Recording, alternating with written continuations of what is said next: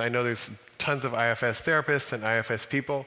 Are there internal practices that we can do on a daily basis that just allow us to move towards more of a sense of because I feel like so much of our persona gets built up around pain, right? I'm going to appear confident because I don't want to look weak, or I'm going to appear smart because I don't want to look stupid, or so there's this way in which it creates this chaos, and I'm wondering, besides kind of more the therapeutic, are there practices or orientations that we take that allow that to soften somewhat so we don't have to try to hide and also try to present this image? Yeah.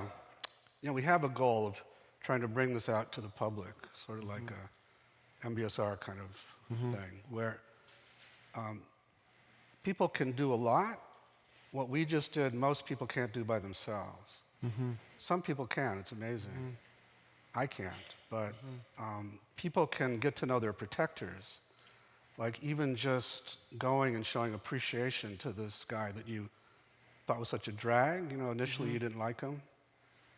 And then he feels good because now he's seen for how hard he tried to save you and so on. Yeah. That's a big shift in itself. Yeah. Even if you don't go to the exiles. Yeah. Well, I think a lot of people, we try to get rid of things. Like, I want to get rid of my anxiety. Right. I don't want to be anxious. Exactly. And so I'm going to figure that out, and I feel bad when I am anxious. And you're presenting a different.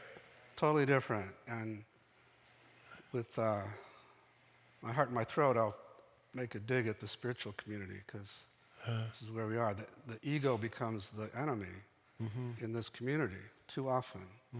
And the ego is just a bunch of these little protectors who are deserving of this kind of love and appreciation rather than being the monkey mind that you're supposed to dispose of.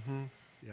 So with that anxiety, is your suggestion to almost thank that anxiety? Like, Totally. Thank you so much for, but I see the anxiety is creating havoc in my life. So how am I supposed to thank it for creating havoc in my life? If we had another hour, I would help you do that.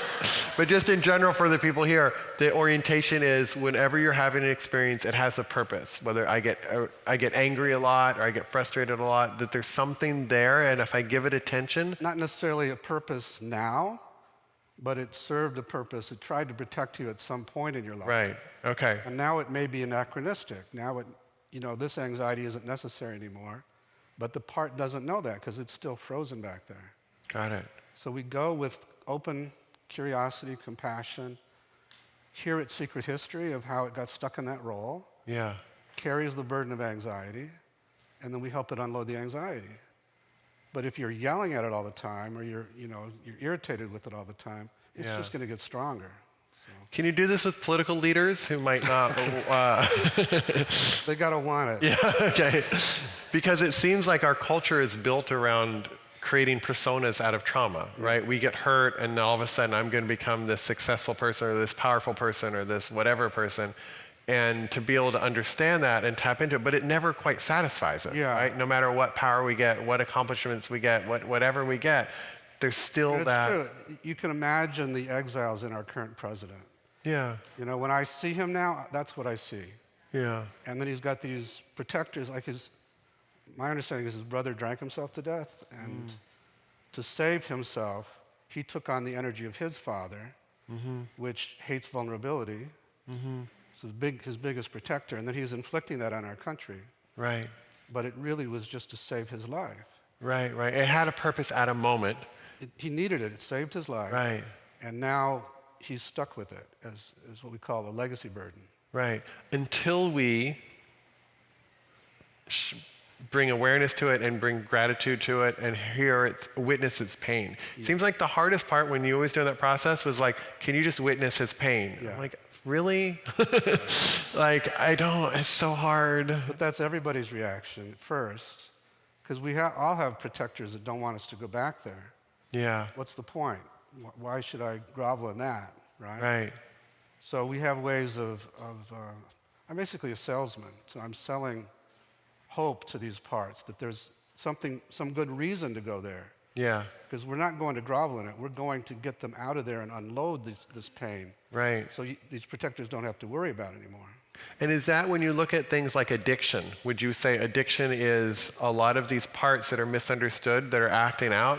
Totally. And if we can better understand them, we can actually give them what they need, but they're trying to fulfill something in the addiction that is Yeah. has a purpose, or makes sense, if you will. Yeah. I'm starting to collaborate with my friend Gabor Mate, and I love his line, which is, don't tell me about your addiction, tell me about your pain. Yeah. And so we go to the addicted part and listen to how much it's saved your life, how much it's, when we come along and say, just say no, the part says, Yeah. screw you, because if I stop doing this, suicide is the next protector on the list. Yeah. He's going to kill himself if I don't do this job for him. So I'm helping them. So we honor the addictive parts for their Yeah. service, and then ask if we could get him out of his pain in a different way, would you have to keep doing this addictive thing? Right. The answer is almost always no, but I don't think you can do that. Right. Would you give me a chance to prove that we can? Because we absolutely can. So, Right. And you found that with the addictive behavior, you can actually get into that, and then the addiction doesn't need to happen because the part is actually getting witnessed and seen. yeah. Wow.